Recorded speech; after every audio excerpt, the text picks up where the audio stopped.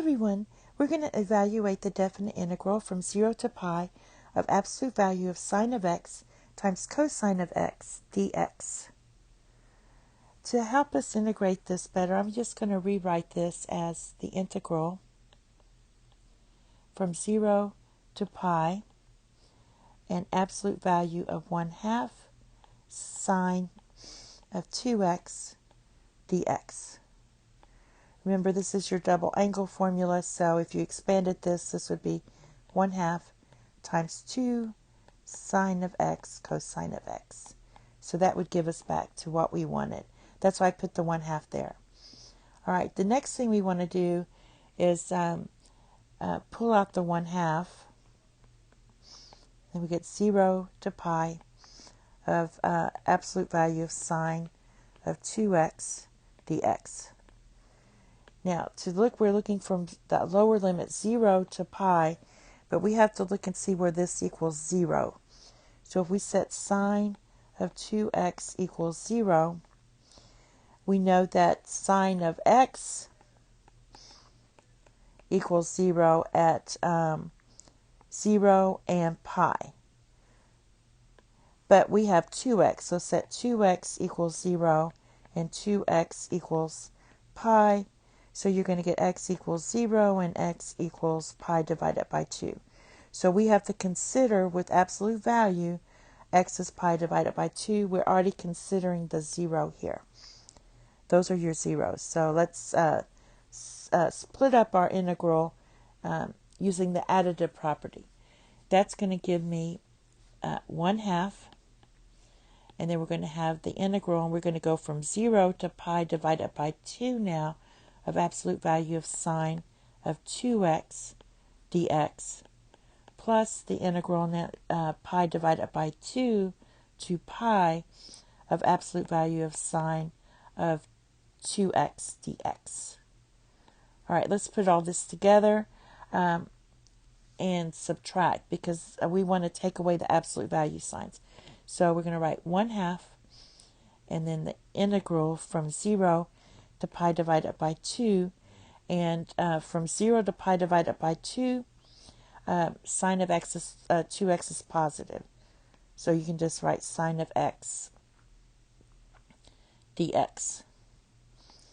Now, from pi divided by 2 to pi, it's going to be negative. So you're going to write minus integral pi divided by 2 to pi of sine of 2x dx, like that. All right. And now we can integrate this. I'm going to squeeze it in here. This is going to give you 1/2. And we have negative 1/2 of cosine of 2x. And this is going to be evaluated from 0 to pi divided by 2. And then this is also negative, but two negatives make a positive. So I'm going to write a positive, and this is 1/2 cosine of 2x. And we're evaluating from pi divided by 2 to pi. All right.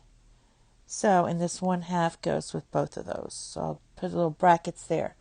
So let's substitute in our values and see what we get. Let's pull out the 1/2. If I pull out the 1/2,